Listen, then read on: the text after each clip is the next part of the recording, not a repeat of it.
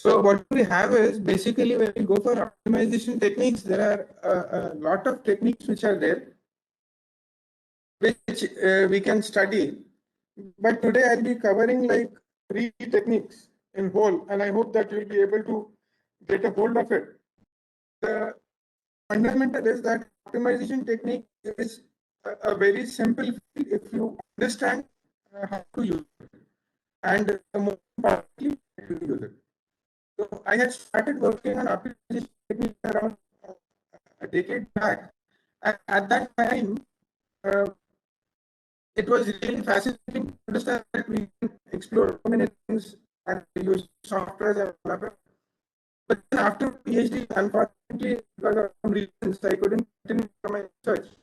And at the end of the gap, I found that the topic on which I was working in PhD has gone obsolete. Later on, then I had to recoup and again work hard, and I came to know that even though the topic has gone obsolete, optimization techniques is still thriving. So this is where now I primarily work on. So let's just start with the, just give you an introduction about NFTs Vaangal. It was basically established in 1959. It is one of the oldest NFTs in the country. Currently, last year it has been ranked 19th all over the country in NIRF, and we have moved around 7 places above. Last year we were on 26. Now we are on 19th position, and we do plan to go ahead fast in this area now. We have got 14 departments, 8. Yeah. Sir, can I turn off the video if the voice is not clear?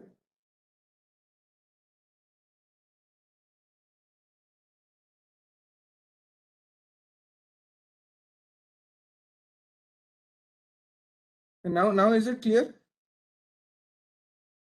Is it better, sir? Yeah. Okay. Yes, sir. So, yeah. So basically, we have 14 departments with 8 undergraduate and 32 graduate courses. All are NB accredited. We have around. This is a belated data. So right now we have around 6,000 students, out of which around 500 are international students. We have got around 250 acres of area, and 2 years back we had funds of around 42 crores from TKIP. 47 crores came from projects, having 49 different projects for different departments. 3 crore came in from around 211 consultancies. Why I'm trying to project these things is because, see, there are so many options which are available and where we can work out. And then we have got, right now we have 320 faculties on board, and different centers of excellences have come in. We have got centers of excellence from Siemens, and recently ABB has brought in a lab into one of our newer MTech courses, which is Smart Electric Grids. So we need to collaborate with different kinds of people, with different kinds of companies.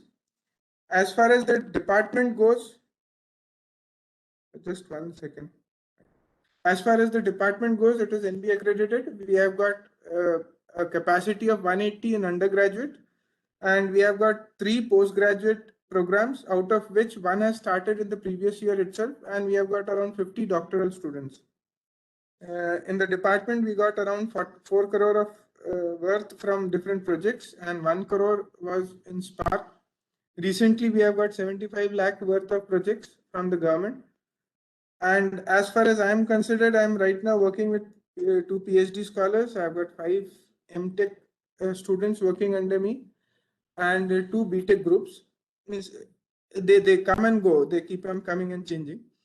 Anyways, and then I also work with different Indian colleagues spread all over the country.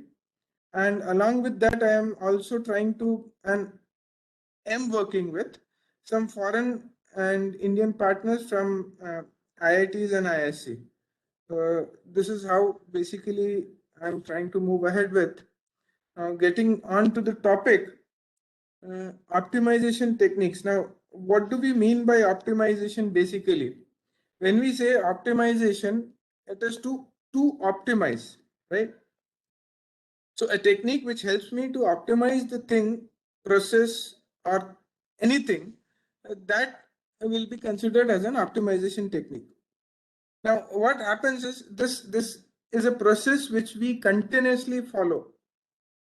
It's a very simple thing. Recently, we are facing some high rise in costs all over, like the petrol prices and the diesel prices have gone up. So a simple solution to that is I'll try and reduce my conveyance to, and I'll try to limit my conveyance so that I can save money out of that. Where it is not necessary, I may not go out. But a beautiful example, even before this thing happened, was with Google. The Google Map always tries to give you a path which is going to take you to your destination faster and probably with lesser petrol requirement.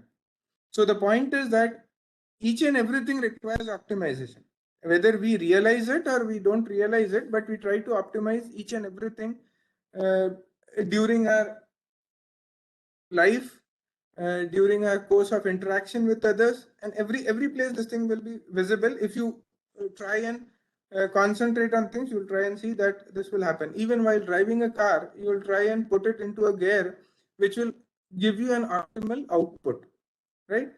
Now, this thing is a very simple thing. I came to the gears of the car because there are only 4 to 5 gears in a car, and it's a simple linear problem that I have. If I have got a speed of 30 to 40, probably I'm going at a speed of with a gear of third. If I'm going above 50, maybe I'll go for fifth gear or something like that. So the point is, it's a very simple logic where I do not need to put in much of an effort to understand that if I'm starting a car, I'll go for first gear.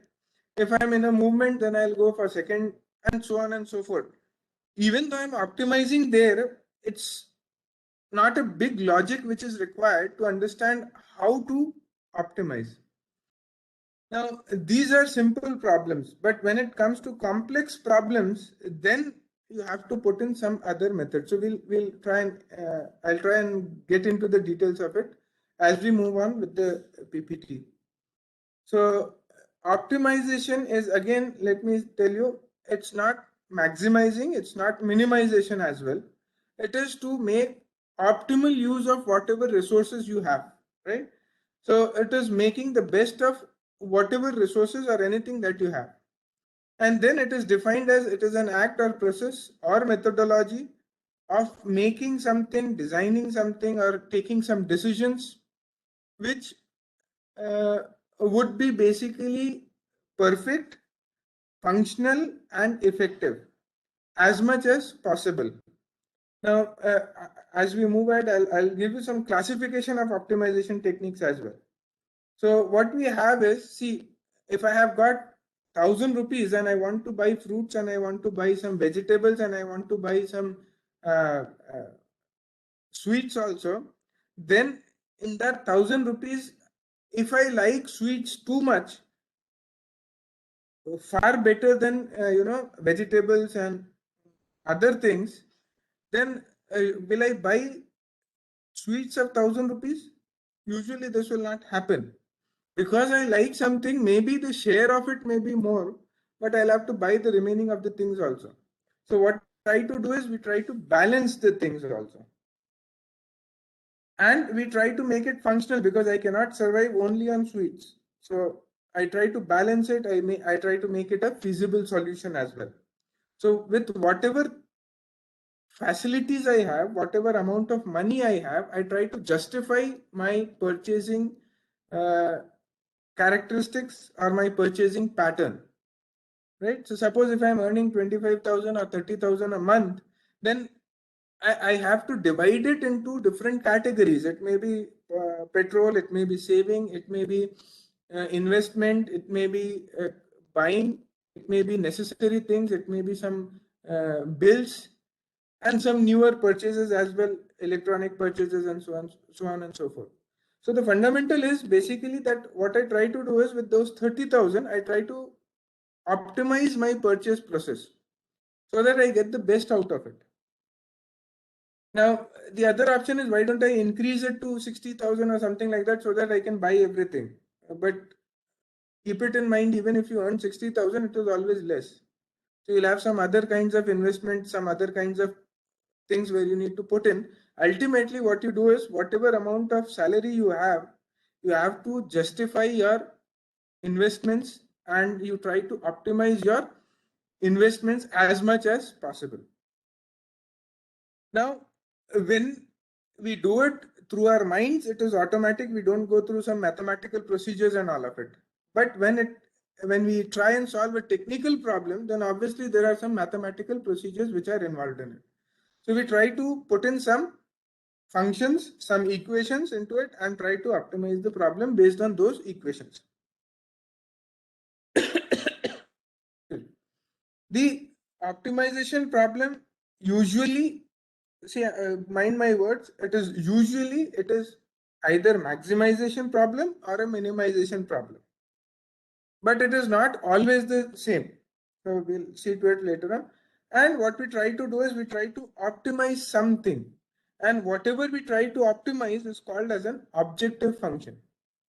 So after going through this lecture, maybe if somebody understands optimization, it is not like you apply optimization to each and every place. It has to be applied where it can be applied. You cannot apply it at all the places, at all the problems. The solution does not come up from optimization techniques only.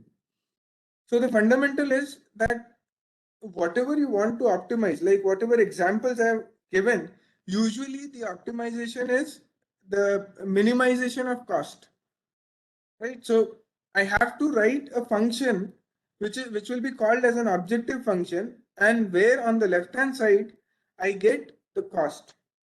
So I evaluate the objective function on the right hand side, expressed on the right hand side of the function, and I get a cost. Now, based on the right hand side combination, I try to put in a combination such that my left hand side is minimized. So that is called as an objective function. We'll go through it as we move ahead. So now here, this is a normal optimization process that I have tried to uh, project.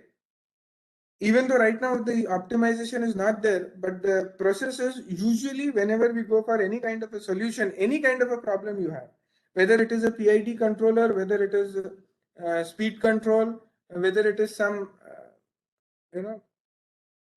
what we say, economic problem or something like that, you usually have some inputs, then you process it based on the data that you have, even like forecasting or something like that, if you go for it.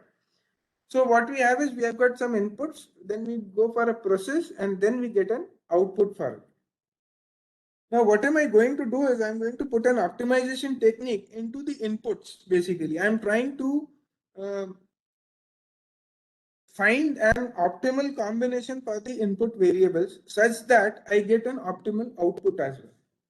So even though in my slide, the output is on right hand side and input is on left hand side, when I write the equation, it is reversed. And what my objective is, that I want to either minimize or maximize or get a feasible solution at the output. And for that, I want to optimize the input values. So to optimize the input values, what am I doing is, I am inserting the inputs from the optimization technique so that I am able to get a optimal output. Usually the optimization problems are divided into two parts. One is simple and one is complex. Simple, I already gave you an example, like I want to decide the gear of gear in my car, and it's a simple thing. Or if I take an example of, if I want to find the maximal position or the highest position in a transient output, then I can see a two-dimensional wave, and I can easily point out that this is the place where I get the optimal output. Or if I go for, MPPT, I believe everybody is an electrical engineer here. MPPT might be known to you. So if you go for MPPT optimization, it's a very simple thing, that I have got a PV curve uh, and I want to go to the peak of it. So basically, there's nothing very complex about it. It's a simple curve, and I want to find the peak position. So, there are step methods and all of it through which you can always find out the optimal position there. But a complex position comes in when I have got more number of variables where I am unable to handle the situation. So it's a simple thing. Let us analyze that there is an optimal solution somewhere in my room, right? And I want to find that particular optimal solution. Maybe let us say that I want to find my ring in the room. So it's a three-dimensional position, three-dimensional space that I have, and it will be very easy for me to find it out, provided that I know that the ring is there somewhere in the room itself. So I know it might be either in a cupboard, or it may be below the bed, it may be below the sofa, or something like that. This is a three-dimensional search space where it can even be on top of a ceiling fan where I cannot see it. So let us take it as a three-dimensional space, but still I can visualize the space at least. But there are problems which I'll show later on in my slide where you cannot even visualize the problem itself, right? So if we have got a four-dimensional problem, now it would be very tough for you to decide as to how to visualize the system itself. So the problem is that we have got different complex optimization problems, and I hope one of my books is coming soon where I have listed all the standard optimization formulas which are there.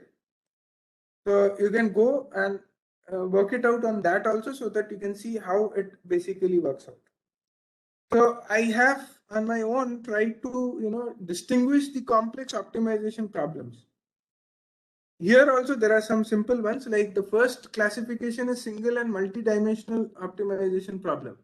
Then a single dimensional, it's a very simple thing.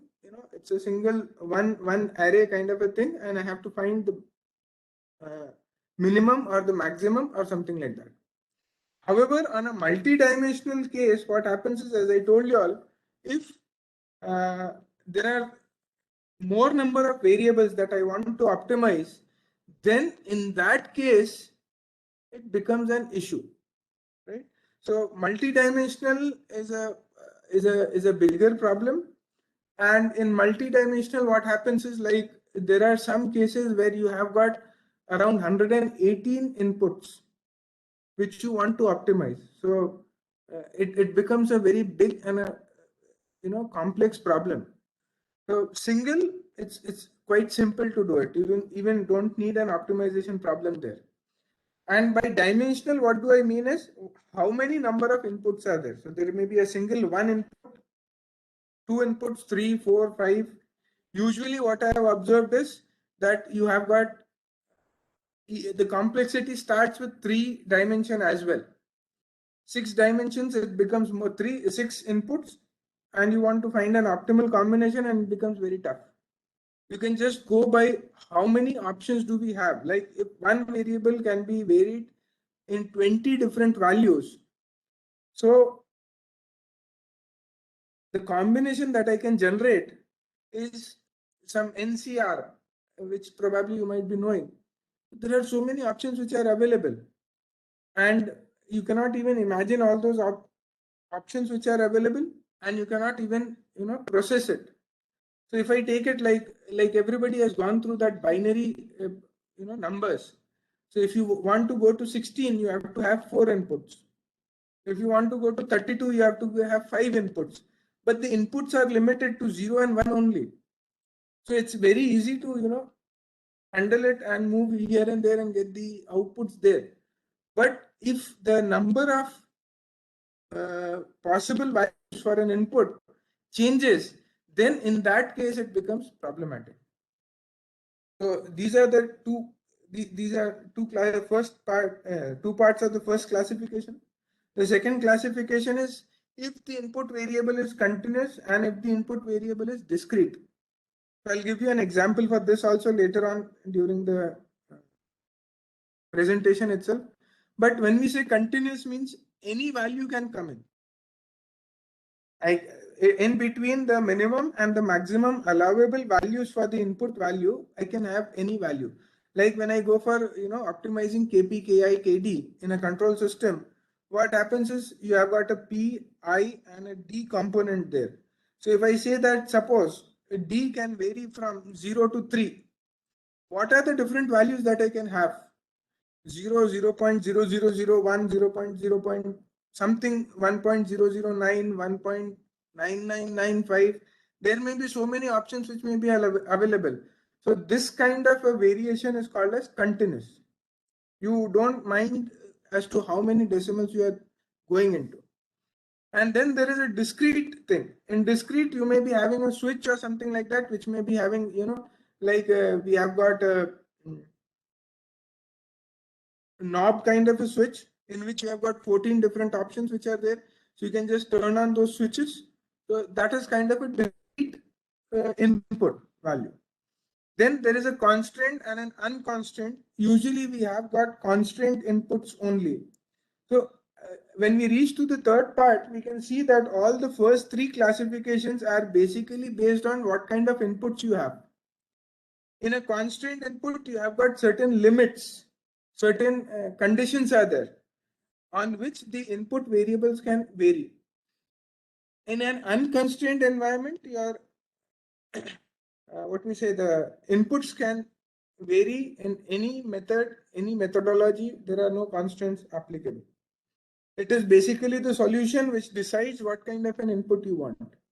So the point is, what if I summarize the first three things, what we can observe is that the classifications are based on the kind, number of inputs, like that. The fourth one, as I said, is a different kind of a classification in which we have got objectives. We have classified it based on objectives. Why are you trying to optimize it? So let us start with the second classification. The second classification is we have got one objective. One objective can be, as I gave you an example, I want to reduce the costs. Suppose if right now, like I'm working on energy trading. So in energy trading, my basic fundamental is to reduce the cost of the energy bill. Right. So in that, I have got a single 1-point agenda, and that agenda is to reduce the cost. Okay. So excuse me. That is one of the classifications. Usually you will find that many of the optimization techniques are classified as a single objective optimization problem. But then there are multi-objective problems as well. In multi-objective, what happens is that we have got multiple objectives which we want to optimize. As I gave you an example, suppose if I have got 500 rupees and I want to buy sweets and I want to buy vegetables and I want to buy fruits as well. Suppose if I like sweets more, maybe out of 500, I may buy sweets for 200. Fruits I may buy for 150, vegetables I'll buy for 150. If I do not like sweets at all, maybe I'll just purchase sweets for the sake of it, maybe 80 rupees, maybe 50 rupees, something like that. And the remaining I'll invest into vegetables and fruits. So there are objectives which are there again. So I want to work on different kinds of things. Now on a technical basis, what kind of a problem can come in? Suppose if I'm designing a battery system for a given case, for a given house, for a given building, or for maybe it is a community energy storage system as well. So in that case, when I'm designing a battery backup or something like that, I'll have to look out, number one, for cost, obviously. Number two, I'll have to also look out for reliability. If I go for cost, I may put in a smallest level of battery, which is costing 2000 rupees. But where is reliability there? So there should be some reliability as well, that the battery should be able to at least provide for 15 minutes of backup or something like that.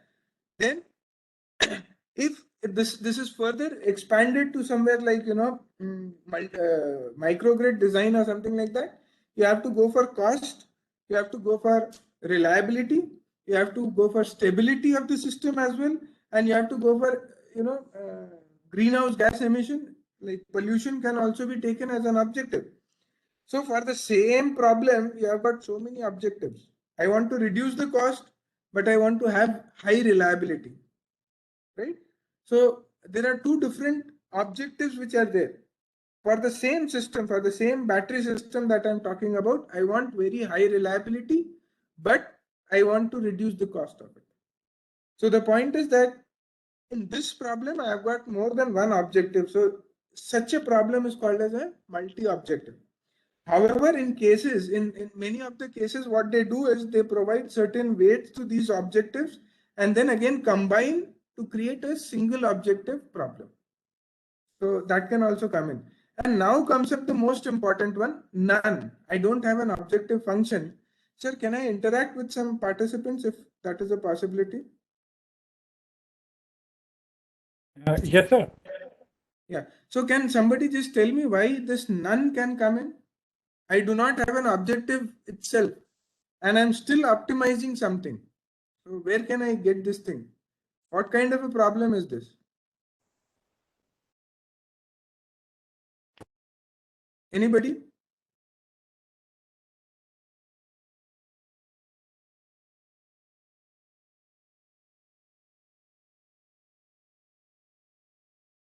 Okay, okay, let it be. This is a problem with online. I cannot even see the faces whether people are understanding and following or not. Anyways, see, none comes it in a different. Yeah, even I didn't have an idea till 2 years back. I just started studying, and I got some results for that. In certain cases, what happens is, like in a power system, even there are certain situations when your power flow is not executing at all. So in some problems, you do not get a solution as such. You do not have a solution only. So to get any feasible solution, you run an optimization technique on it. Getting it, my idea is not to, get a minimum value or get a maximum value, but to just get a solution.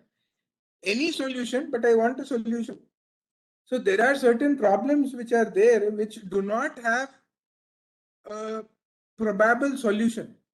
So in those cases, these are called as feasibility problems. And in these feasibility problems, we actually do not look out for optimization of the situation or minimization, maximization, but what we look out is only a solution. Any solution is good.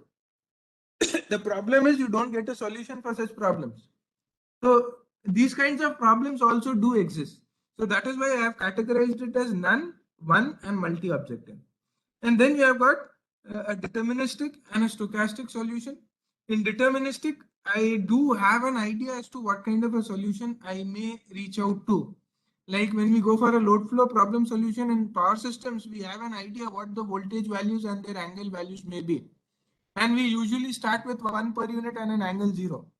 So this is a kind of a deterministic problem where I have an idea as to what kind of a solution I may get. In stochastic, usually we do not have any kind of an idea. And then linear and non-linear, I don't think I need to explain it. In linear and non-linear, it's the variables, the output varies according to the linearity of the input variables. And in non-linear, it does not vary accordingly. But still, this may also be a complex problem because there are many number of variables. So for one variable, maybe with increase in input value, the output may increase, but for the other variable, it may be the reverse. So it's still a tough problem there. Then how do we go for an objective function? Because once you are like looking for applying an optimization technique, how do we go for it? So first of all, you need to identify a problem, what your problem is, and does it require optimization. Then along with that problem identification, you need to find out what your input values are and what is your output as well. Then the second and the most important thing is you need to identify the constraints. What do we mean by constraints is there are certain things which are not allowed as your output. Like if I say that I can have all the values for an input A except one. So my search space is every place except one. So that is a constant. The value of A, which may be an input variable, cannot be one. Then there may be other constants as well. A constant may be like if I say that the voltage values can vary from 0.9 per unit to 1.1 per unit. So these are constants. The voltage is an input, but it has got constants, minimum value as well as maximum values there. So these are kind of constants. There may be system constants as well. A very simple constant is like we have this constant in power flow as well. Pg is equals to PL plus PD. The generation is equals to load plus losses, means demand plus losses. Then comes up the most important part. Once you have done all these things, then you have to define the problem mathematically, because without having an objective function, you cannot move ahead.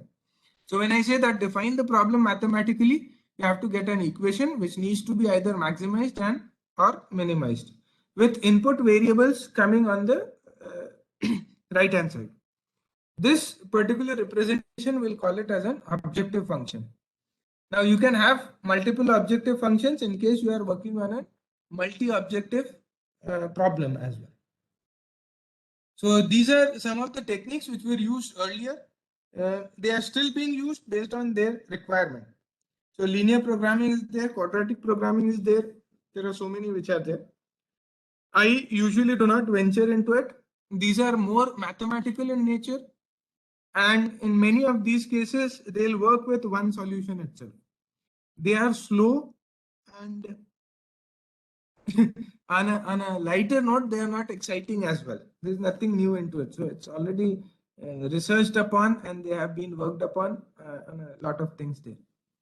So then let us go for artificial optimization techniques. These are usually swarm-based optimization techniques. What do you mean by swarm-based is there are multiple solutions which will search throughout the search space. When I say search space means all the different possible solutions are called as search space, a pool of all different combinations of solutions called as search space. So they'll have multiple solutions which will search throughout the search space, and we probably get solutions based on those searching options. So genetic algorithm was one of the oldest ones, and then you have got differential evolution and colony optimization, taboo search, and there are many, many more. So I have put in dots at the end. 43 is the list that I had, but as in what you keep on studying, you always get some new optimization techniques. Like today itself, I got one which is called as manta ray optimization technique. So there are so many optimization techniques which are there, but I usually, gravitate towards PSO. It's a very beautiful optimization technique, and in fact, this PSO was the method which brought me towards optimization methods. So it's a really beautiful method, and we'll start with this method itself today. I'll be going through 3 methods today. So let's start with particle swarm optimization. Can I again get some inputs through chat? Maybe how many of you all know PSO, basically particle swarm optimization? Yes, good.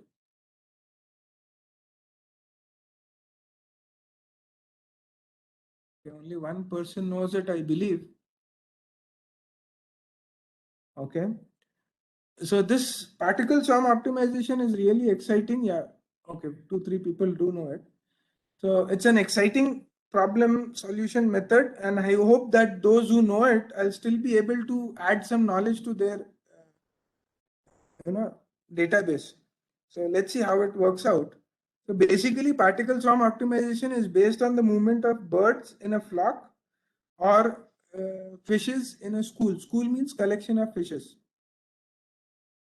So their movements are basically guided by the optimization for either getting food, finding mates, or to escape from the, their hunters. Whoever hunts them, to escape from them, they optimize their movements accordingly. But then in one of the papers, in one of the initial papers, given by Kennedy. It was basically introduced in 1995 by Kennedy and Eberhard, and they have studied and developed PSO over the years. There's one more name which I'll add to it. There's Clerc, CLERC. He has also got some good papers on PSO, initial papers basically. And then you have got so many variations and hybrid versions and all of it. So we let us not go into the detail of it, but let us restrict ourselves to these people only. So these guys have also put in another option to it, because whoever explains PSO, they'll usually explain with birds and fishes only. However, in these papers itself, in a very small sentence, they have said that it also emulates the thought process of a human. In fact, the optimization technique emulates the thought process of a human more than the birds in a flock and all of it. Why? Because the reason given is that two people can be at the same thought process. Like, see, when the particles are moving around in the search space, can they occupy the same solution space? And as we go ahead, we'll see that convergence is one of the reasons for stopping the optimization search process. In that convergence, it is required that multiple particles do come to the same position. But in reality, physically, can fishes or birds come at the same position, same exact position? It's not a possibility. But when we go for thought process, and when I say Maruti car 800 white color, I can easily say that all the participants have got the same image in their mind, right? Maruti car 800 white color. Everybody gets the same image in their mind. So the thing is that we are on the same thought process, even though we are separated physically, but in the thought process we are on the same place. So that basically also is a basis for PSO. In PSO, these are some of the terminologies. I'll move a little bit faster. Sir, how much of time do I have? Half an hour? Sir, you have around 45 minutes more. 40 minutes, yeah. So I'll move a little bit faster. A particle is one of the solution, one You of can the. take 5-10 minutes more, not an issue, sir. Okay, sir. You can take it. So a particle is a solution, and it will have all the values of input variables, one input value for each variable, and it provides me a candidate solution. Anyways, we'll see through this physically later on in the PPT. So a particle is like that. Then you have got population. Population is a combination of particles. And then in a swarm, it is basically when the particles start moving in a proper order, which I intended to do, then it is called as a swarm. And particle velocity is how a particle moves from one position to the other position. So basically it will be an iterative process, and I move from one position to the other position. Each particle will move to another position in each iteration. So if I have got 30 particles, they'll move to 30 different positions in the next iteration, and this thing keeps on happening till I reach the end of the search process. And then there is an individual best. This individual best is basically a solution which a particular particle has reached during the search process till now. So this also I'll try to explain. And then there is a global best. Global best is the position which had the best objective function value and which was achieved by any of the particles. So basically PSO is based on three things. A search of a particle depends on three things. One is randomness, one is its own perception of the problem, and the third one is the social perception. So that is what I had shown 2 slides back. This is cognition and social. Social means how the society responds to a problem and what was the best solution to a given problem earlier. Cognition is what I have observed throughout my life and what was the best solution to that same problem according to my experience. So that same thing is replaced for the particle as well. Inertia weight provides you for the randomness in the search. That is a very important part. And then usually this is not only applicable to PSO, but it is applicable to all the search processes which are there. Usually we have got a stopping criteria. You need to stop searching the search space after some time. So when do you stop searching it? So according to my research, I have got 3 different options in which you stop the search process. The first criteria is when all the solutions come to the same position and they say that this is the best solution, so you can stop it. The second one is you can have number of iterations. You can say like 100 iterations, 500 iterations or something like that. And no matter what happens, you stop the search process after that. And then the third one is a combination in which we do not get a better solution for a certain specified number of iterations. Like suppose if I have achieved a solution of like objective function value of 5 and it is not reducing no matter how many iterations I run. So then let us stop after certain number of iterations. Why to keep on searching it and waste our time? So after a pre-specified number of iterations, you can stop the search process as well. So in particle swarm optimization, we basically generate particles throughout the search space, and then they will move around in the search space such that they do arrive at a particular position. So how do I define a particle now? A particle is usually defined by the input variables. So these are the 6 input variables. They are also called as control variables.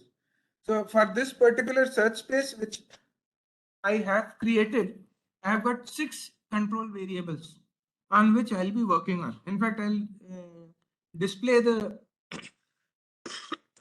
problem also in the coming slide. So these are the 6 values which I take as input, provided to a objective function and get a solution for it. So, and this particular combination of 6 variables or 6 values is called as one particle. So when I say so many particles, they'll move around with these values and I get a population like this. So I've got these 6 values. Now let me just introduce the problem first. This was my PhD related problem. The problem is that I want to reduce the active power losses in the system. Right? So to reduce the active power losses in the system, the best option is to reduce the reactive power flowing in the power system. So to control the reactive power in the system, you have got 3 options. One, you control the magnitude of the voltage. Second, you provide for reactive power in the system. Third, you control the tap settings of the transformers. So what you get is you have got some voltage values here. If you see some capacity, some reactive power values and some transformer tap settings are there. So this problem is for IEEE 6-bus standard system where the input variables are, I have got 2 generators where I can control the voltage values. So V1 and V2. There are 2 capacitor banks, Q4 and Q6, which I can control. And I have got 2 transformer on-load tap changing transformers are there, which I can change. Losses is basically not a part of the particle, but it is the objective function value to just give an idea that this combination will give me this amount of loss.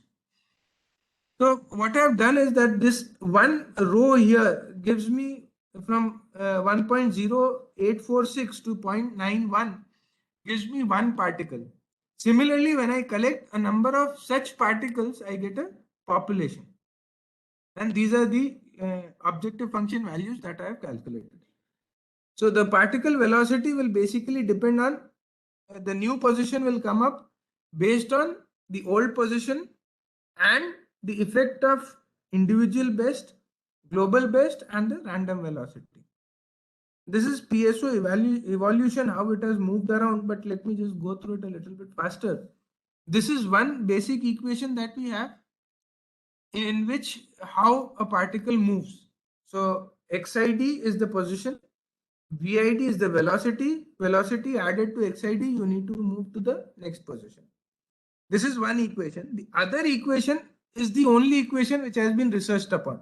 So PSO depends on only two equations. One is velocity equation. How do you calculate the velocity for this thing? And this particular equation has remained constant. It has not changed over a period of time. Velocity has been, uh, researched upon a lot, and these are some of the equations which have been used earlier. So let me not go into the detail of it. And this is how it has changed. And in this, if you see, in the second last one, you get something called as omega.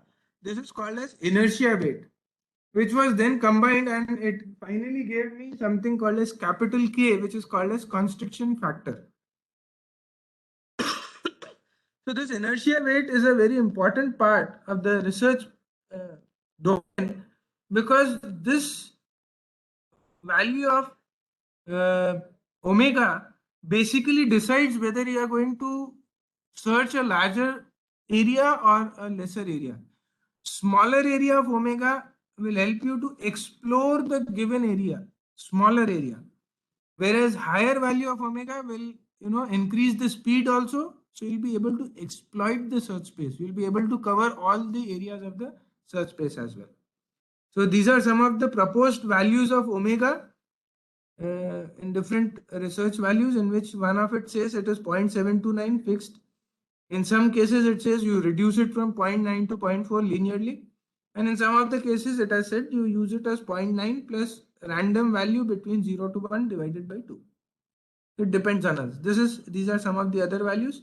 This is how K is calculated, and usually the value of phi should be less than 4. So this is how we take the values. Values of constants come out to be 0.729. C1 and C2 come out to be 2.05. And random values will be between 0 to 1.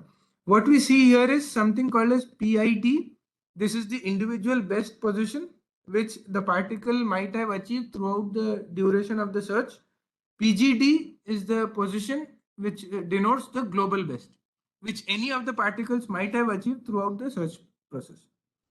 And VID gives you the previous velocity. What was the velocity of the particle in the previous iteration? So these are the two equations which you keep on running again and again and again. Okay. So this is the first part is inertia movement. The first part will give you, the other part is for individual movement, and the third one is the global movement. So it is divided into these three parts. This is what I've already explained. So see, this is an example. This is, suppose, my first iteration. I have got three particles which are there. Right now, in this situation, when I go for individual best, this particular position of green will be its own individual best, because this is the search, the search process has just started. This will be the individual best position of blue, and this will be the individual best position of red. And the global best will be this position, because I want to minimize the things. So red is at the bottommost, so red gives me the global best as well. As we move ahead, I see that green has come down, blue has increased, red has also increased. So in the second iteration, the individual best of green will now be this position, because it has reached a better position as compared to others. For blue, since it has moved up, this will still remain its individual best position. This will remain the individual best position for red. And since there is no other solution better than this one, this will also still remain as the global best position. Similarly, in the third one, green still improves, blue also improves. So the individual best of green will improve, blue will also improve. They will move, green will move from this position to this position, blue will move from here to here. Red still remains here, and the global best still remains here. Let's move similarly. Now blue has gone down. Green has still improved its individual best position. Red is not improving its individual best position. It is still there. But the global best now jumps to this position, because this is better than the previous global best. And its individual best is also here. So for blue, its individual best as well as global best now lies here. Similarly, we move ahead. The global best is now this one. So this is the best solution that we have achieved. And individual best basically now does not make sense, because there is no further iteration. This is the flowchart. This you'll find in some of my publications. So we first initialize the system, then we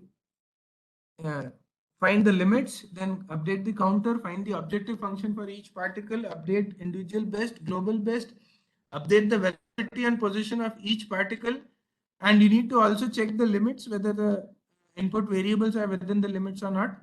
Check the stopping criteria, and if it is satisfied, you display the results and move ahead. Otherwise, you have to repeat the process again. So this is an example of the particle as I gave you. First one is V1 voltage. Now here, as I told you all, see V1 and V2 are continuous variables. They can have any value between 0.9 to 1.1. But Q4, Q6 and T65, the transformer tap settings and all of it, they are discrete values. So they have to have some values like 0.5, 1, 2, 3, something like that. They cannot go to 1.1009 and something like that. So these are discrete variables. These are V1 and V2 are continuous variables. So this is a population that I have created.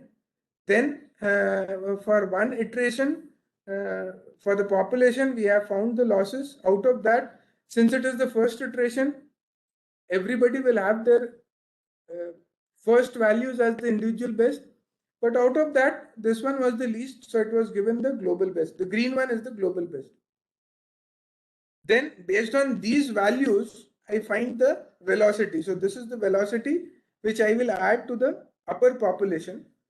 And once I add it to the population, then I again find the losses here. And based on those losses, what I find is that particle 1 has improved. Particle 2 earlier had this as its individual best value, and the new value is higher, so it will not change. And the remaining two have also changed. The global best also changes. So this will keep on happening till my stopping criteria is met. The demerits of PSO, what I have found is that usually the values of K, C1 and C2 are fixed, and there is no scientific reasoning as to why they have been taken. The other bigger problem is that when you initialize a swarm, and if it is initialized in a local area, then it is very tough for you to find the optimal position. So there is something called as local minima as well. So there are chances that if your swarm is generated in a local area, it may be stuck in a local minima as well. So these are the problems. Let us move to the, sorry. These are different variants and hybrids of PSO. There are many into it, so let's skip it. Hybrids means when you combine PSO with some other method, and variants means there are certain different methodologies to solve PSO itself other than these two equations. Let us move to artificial bee colony. Again, I'll just look at the chat box. How many of you all know artificial bee colony method?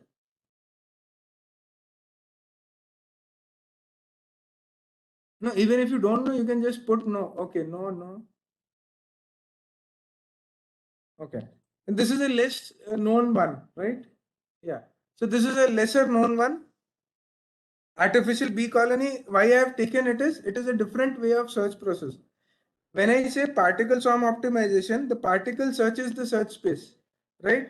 When we say, whale search optimization, the whale searches the area. When I say the gray wolf optimizer, the wolves search the area. In artificial bee colony, it's a little bit different. Let's search it out. Let's see how it works. So it was proposed by D. Karaboga in 2005, and it basically imitates the honeybee method of searching for food. This is basically food search process, how they optimize it, and it has been optimized. So the terms that we need to know is, one is food sources, one is employed foragers, unemployed foragers. Unemployed foragers are further classified into scouts and onlookers, and then there is something called as waggle dance. To be very frank, waggle dance is a term used in the paper, but it hardly makes a difference in the search process. So we can, ignore waggle dance.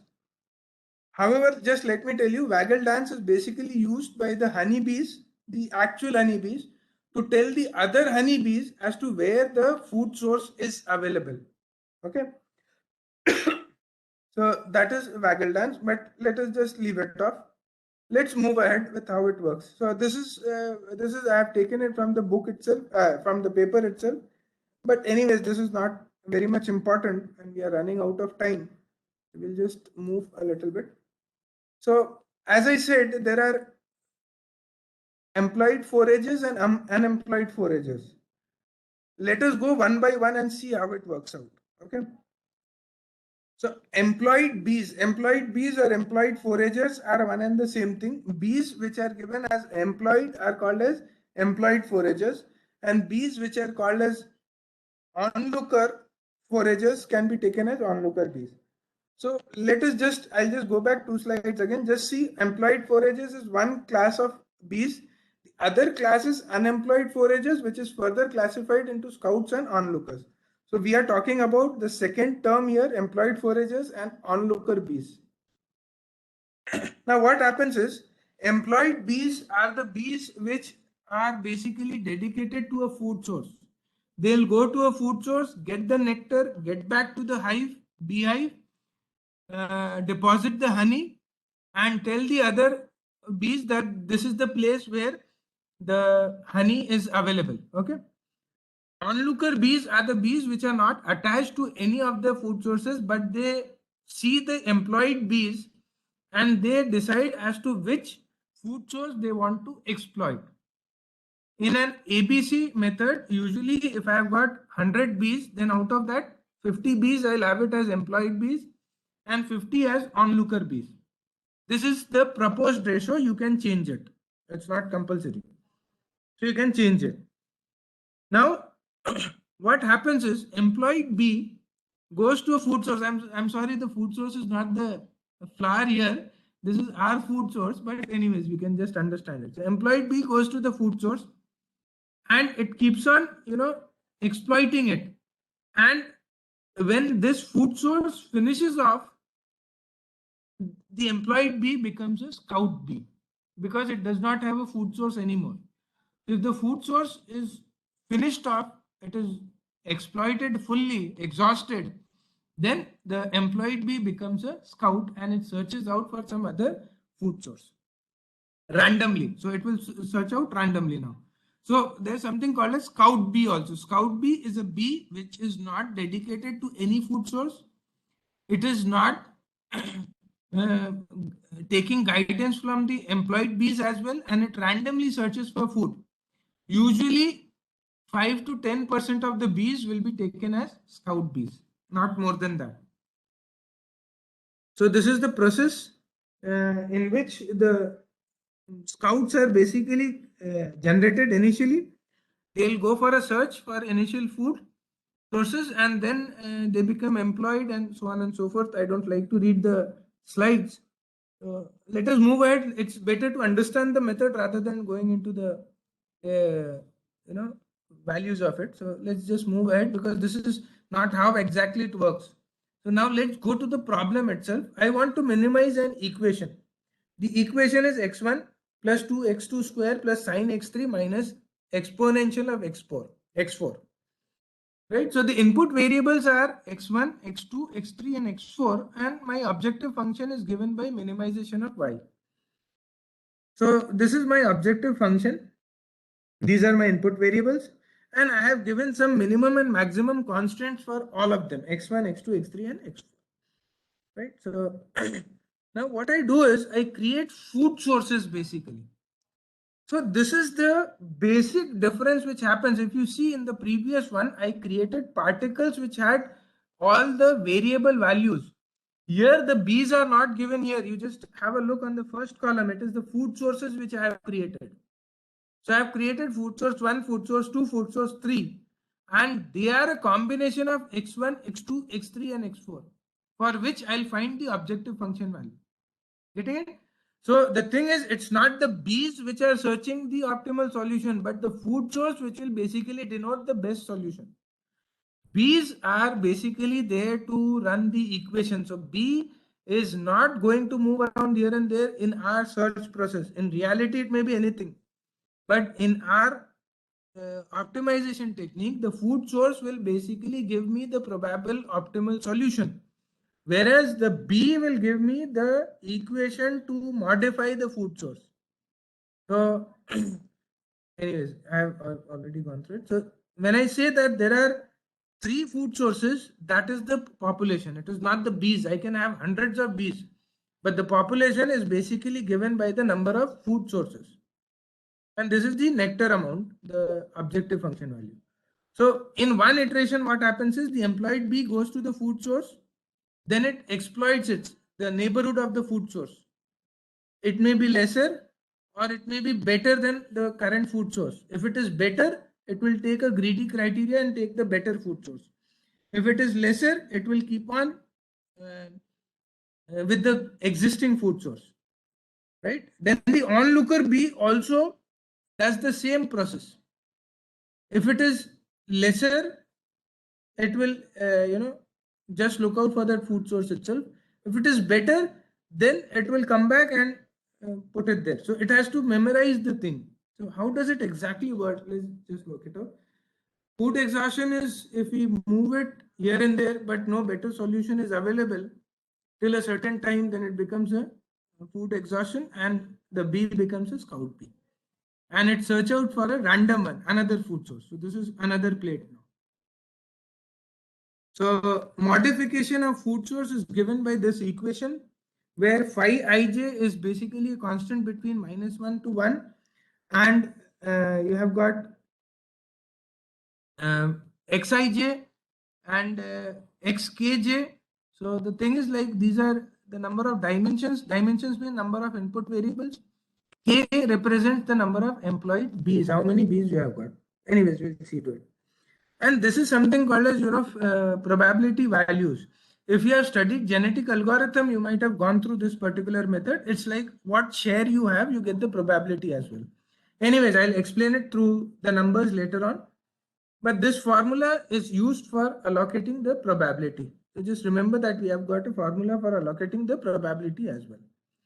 So I have got certain, 10 number of food sources, which I have written in the first column. And I have written the objective function value as well.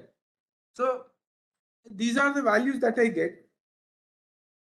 But the problem is that I want to minimize it. I want to have it as a minimization function. Usually in an optimization problem, even if you have got a maximization problem, we convert it into a minimization problem. There are formulas for converting it.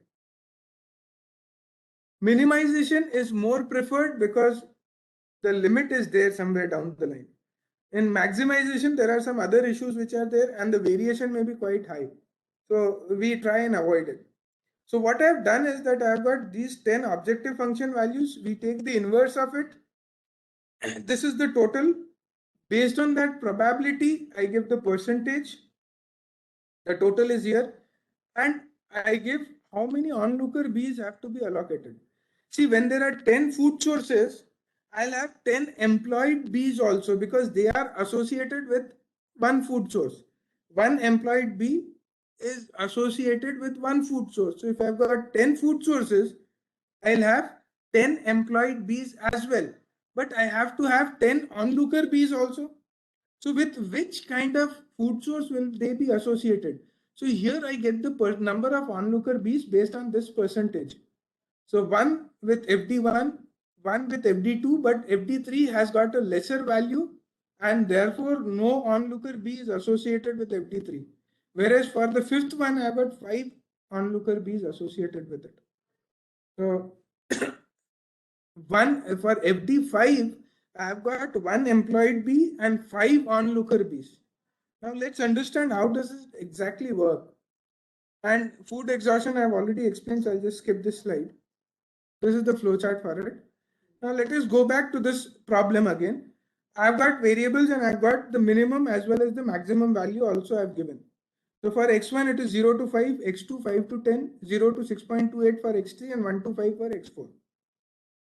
I generate random food sources. These are my random 1, 2, 3, 4, 5 food sources are there. And these are its objective function value, right? Then the employed bees will come in. So we saw that phi, the function having phi, it will apply that function here and it modifies it. So when it modifies it, I get this particular solution.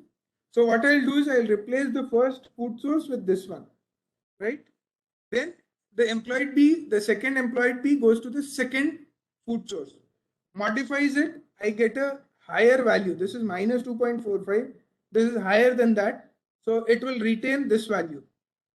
And so on and so forth. Every food source will get a employed B and it tries to improve it. So the green ones show me where improvement has happened. In the previous one, I had all these values. So the improvement has happened in these three values, but for two, it did not happen. Then the onlooker comes in. So for onlooker, as I had made the previous table, similarly, I have made this table again, and I have allocated the onlooker B. So the first food source gets one onlooker B, two for second one, and the fourth one does not get anyone, because if you see, the objective function value is very high. So it does not get any onlooker B. Again, the same process will happen. That same phi equation will be applied once for this food source, twice because there are two onlooker B's for this one. So twice for the second one, once for the third one. Fourth one will not be modified during the onlooker phase, and the fifth one will be modified once again. So by putting onlooker B, I find out that the first one has improved. The fourth one has also, sorry. There's some okay. After all the iterations, I get that this is the final value that I'll get it. Onlooker B plus the what we say employed B is applied together, you get this thing. What is the future scope of it is you can experiment with the ratio of employed, how many onlooker B's and how many employed B's are there, and scout B's, you can experiment with it. You can change the value of phi. It is right now between -1 to 1.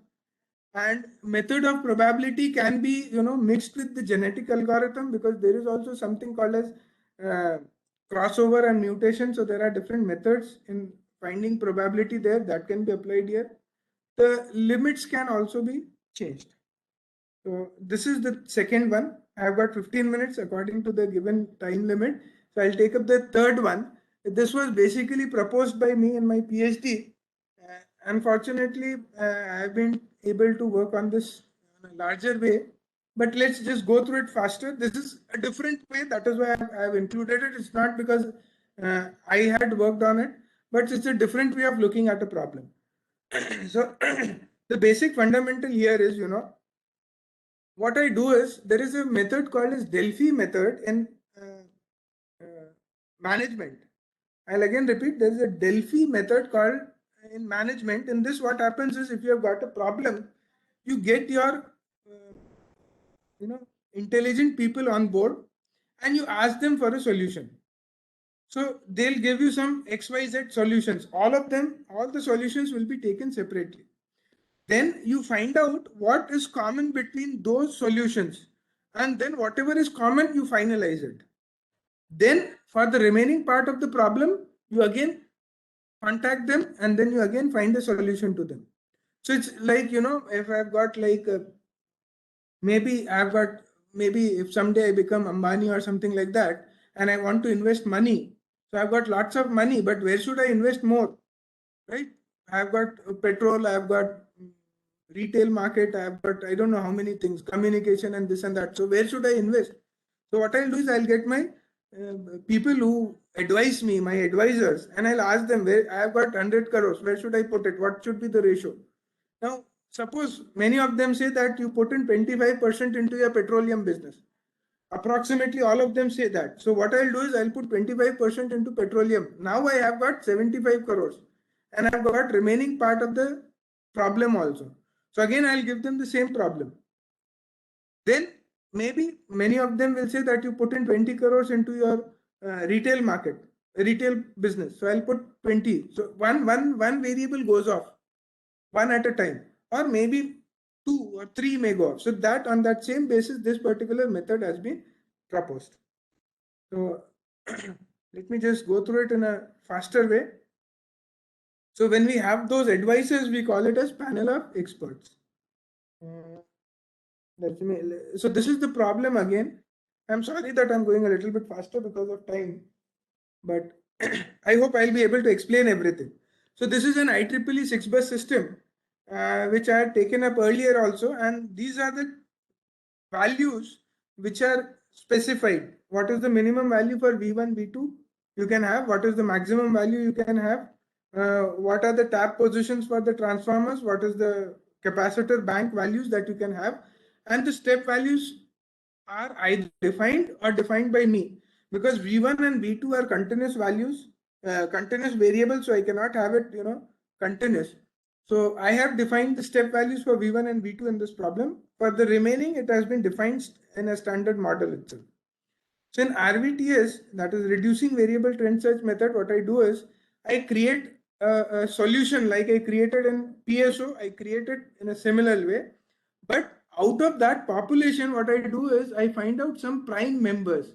Prime members means I'm trying to find out the panel of experts or the advisors.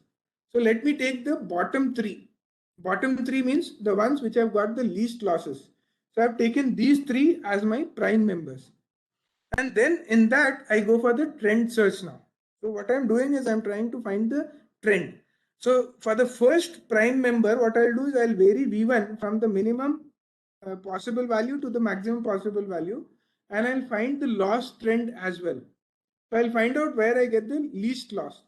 The same thing will be applicable for this other variables also for that same solution. And for the minimum to maximum limits, I'll change and I'll get the values. So this will happen for all the three prime members and all the control variables that we have. From there, I'll basically create a min-set matrix. In min-set matrix, I have listed the values where I got the minimum losses for all the prime members, right? For all the prime members, 1, 2, 3. If you have got 3, you will put it till 3. If you have got more, you can put it more.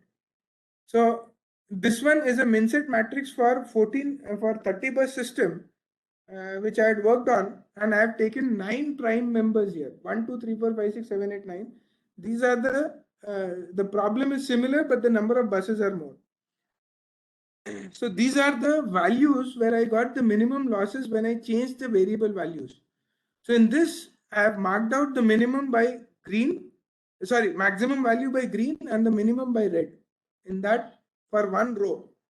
In some cases, I find out that there is same value is repeated, like Q15, 5 is repeated throughout. So I know that the value of Q15 now should be 5 only. It cannot be anything else, because the best solutions are telling me that Q15 should be 5. Similarly, Q17 should be 5.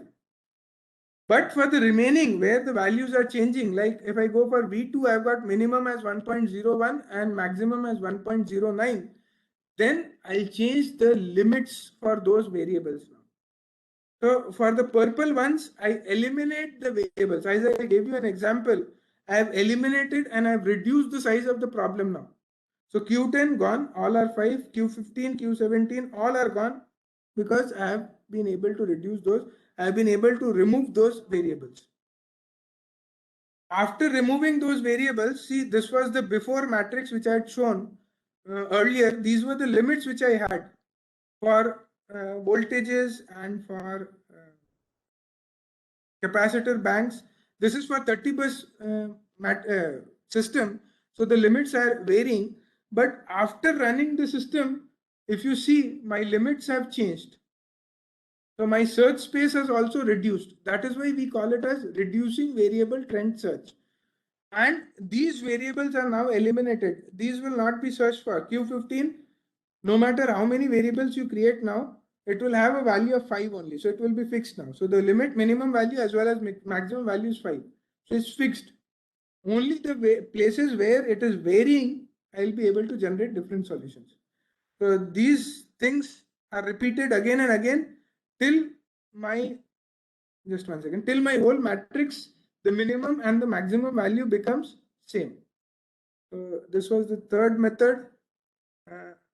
Yeah, and we can repeat it till all the control variables are eliminated or to a specified number of iterations. In some cases, I have found that RVTS performs better than PSO as well. but it has got its own drawbacks also. So this was the flowchart for RVTS. These are the demerits. The demerit is basically what I found is it is time consuming. Specifically, if I've got very small step sizes in which I can move. Merits does not have any constants, and that is why you need not worry whether it is correct or wrong. Because when we take a constant, like in PSO, we had taken a constant of K, C1, C2. In ABC, we had taken a constant of 5ij. So the point is, if you take a constant, it may or may not be optimal for your problem.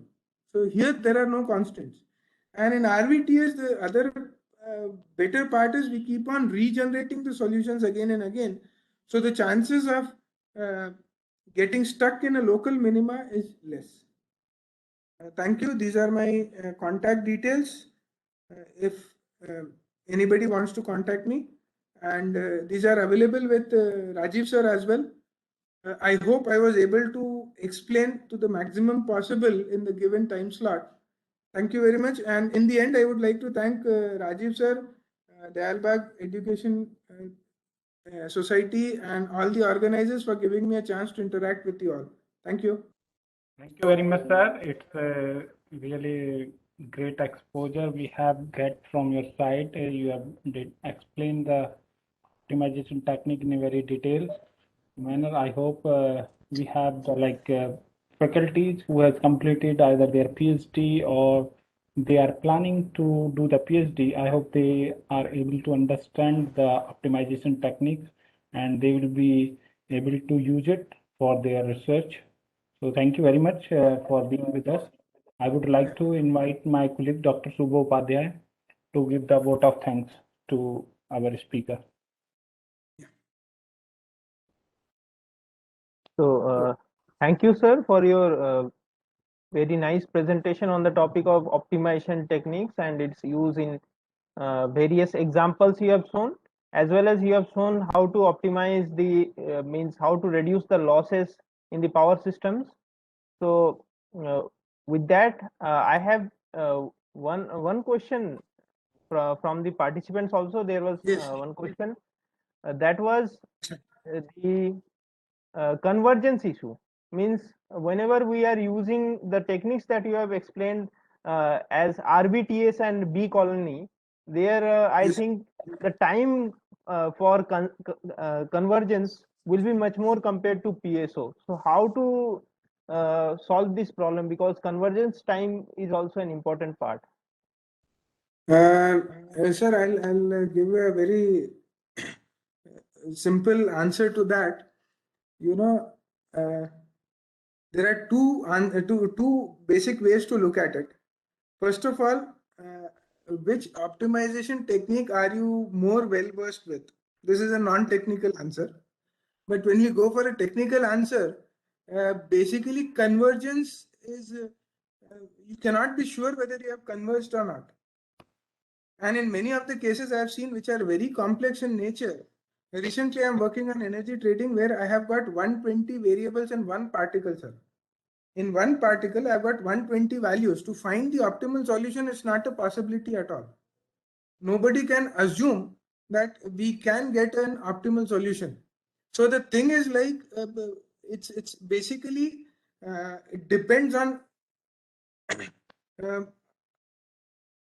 how many number of iterations you want to go for. That is the best way out. My observation says that usually you don't get a convergence at all. And on the other hand, I have seen some of the proposals in the research part where they say that it should not converge actually. Because if it converges, then there is no descent in it. If there is no descent, then there are chances that you have not searched the whole search space. So there are chances that you may be into a local minima when you get converged. So I personally don't feel that convergence is a good way of stopping a search process. That is one of the things.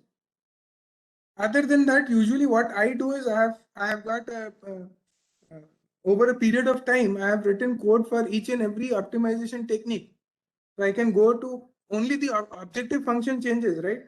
So I can go to all the optimization techniques and I can find the solution for them. So we have to work a little bit for 2-3 months maybe, and if you write a code, common code for PSO and everything, then you can even compare all these things easily. There are two more questions. Let me take those also. I think so in the chat. How can we find the accuracy of an optimization algorithm? Abhilipsa, you cannot find the accuracy of the optimization algorithm. See, optimization algorithm itself does not guarantee that you will get the best solution. No optimization technique can give you a guarantee that you will get the best solution. The problem itself is very complex. So we are trying to get the best out of what we can find. It's like, you are into a smoky area and you want to find a path. So just finding a path itself is very big a deal.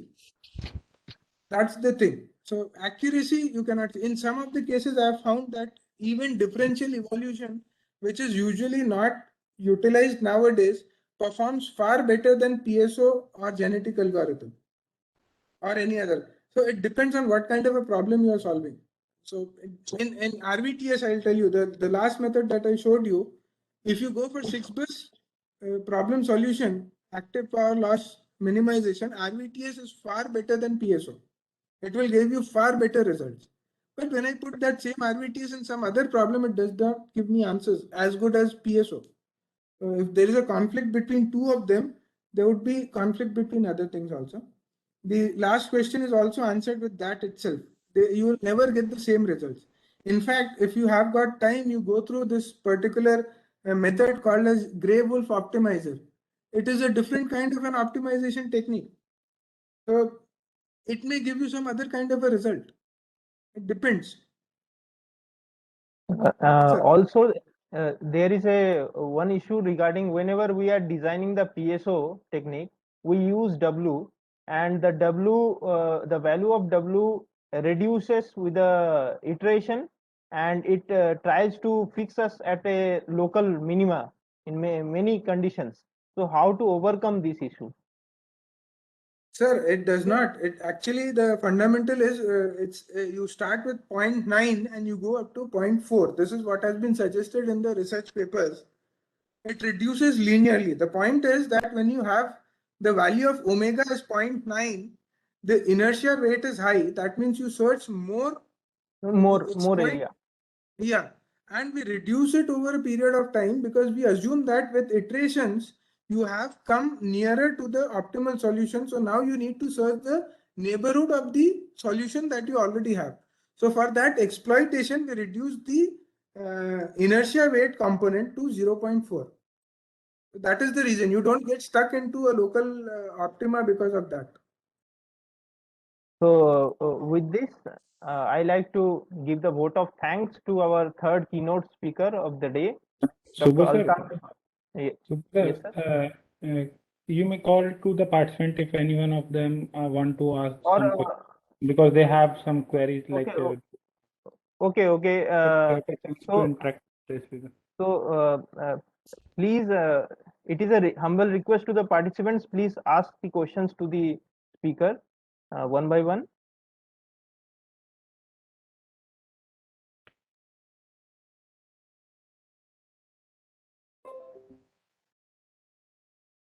You can turn on your videos also.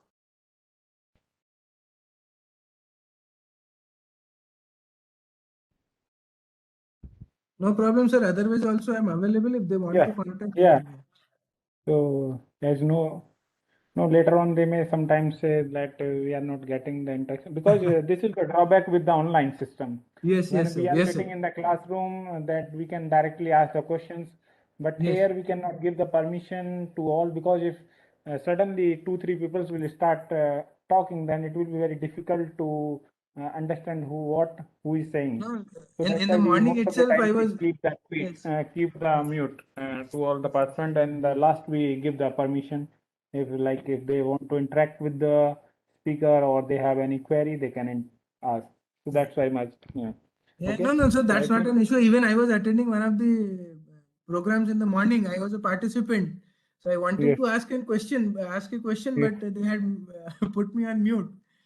So I think there is one query Dr. Altaf, Yeah. can you see the chat box? Yeah, I can. I'll just answer. Then the question is that can we apply these optimization techniques to electric vehicles for improving charging system? Eva Turi Saujanya. Eva Turi, I'm sorry, but you need to first go through research papers to ask this question, because the electric vehicles, you have touched my, I don't know why I'm not getting the exact word, but you have touched that. In Hindi, they say dukti rang. Electric vehicles is basically a very attractive topic, specifically if you go for the futuristic research, because it is not only a load, it is also a source, and uh, its charging is very important. Considering that one electric vehicle goes for around 3 kilowatt to 8 kilowatt, and going by the population of electric vehicles that we have, it is going to have a huge variation onto the smart grid system. Now, when you go for charging system, there are so many things that you can, go for optimization techniques for. One is, what should be the charging time? What should be the charging cost? What should be the charging location? What should be your route so that you get the optimal charging? What should be the schedule, optimal charging time, so that the waiting time is less, so on and so forth. Even in energy trading, where I'm right now working, I can apply optimization techniques for charging and discharging of electric vehicles so that I can use the electric vehicle to sell energy. So there are n number of options for applying optimization techniques into the electric vehicles, as far as even improving charging system or whatever you say, charging, discharging, both. If you add it up, then even what route you should take is also an optimization technique using electric vehicles. I hope that answers your question. You should go through some of the research papers. You will find n number of research on electric vehicles and optimization techniques. How to obtain optimization objective function for MPPT of PV cell? What are the variables for implement? Dear you, again, Nitin, this is an old question. Please don't go for it. If you're going for research, just forget about it. This is a very old question. So you can find maybe papers from 2008, 2009, which will give you an objective function for MPPT for a PV cell. And obviously, you'll have different kinds of variables, like maybe the angle, maybe the optimal point. So you can have V, P, you can have different kinds of controlling techniques. So even for power electronic parts of the PV cell, you can apply optimization technique. So what exactly you're talking about is unknown. However, I would suggest that MPPT of a PV cell is already an outdated thing. Yeah, recently I have found one paper in which the connection of PV cells using optimization techniques has been explored. So what happens is, there is a cloud cover. You have got, like, 2 kilometers of a solar plant or something like that, and you get a cloud cover somewhere. So how do you reconnect the PV cells? Earlier you have got a fixed connection, like suppose you can have 16 PV cells in series and then you have got a parallel connection also, some number of these 16 cells in parallel. So now, based on this optimization technique, you can even design the connection of the solar cells that you have in the given area. There are many things. The topic that you have taken or you have asked for is an old one. Yeah. Any other questions? I hope that answers your question as well.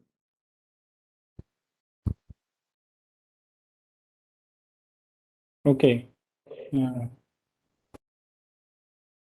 Okay, thank you, sir. So with thank this, you. we like to end this session. No. And I like to give the vote of thanks.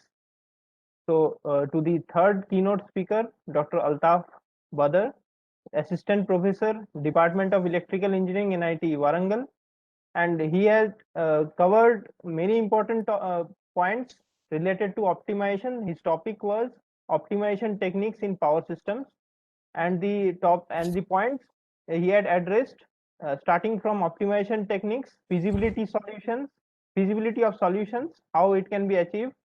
The main objective techniques that were covered were PSO, B colony technique, RBTS algorithm. So with this, thank you, sir, for giving such an Thank you. elaborate lecture on the topic.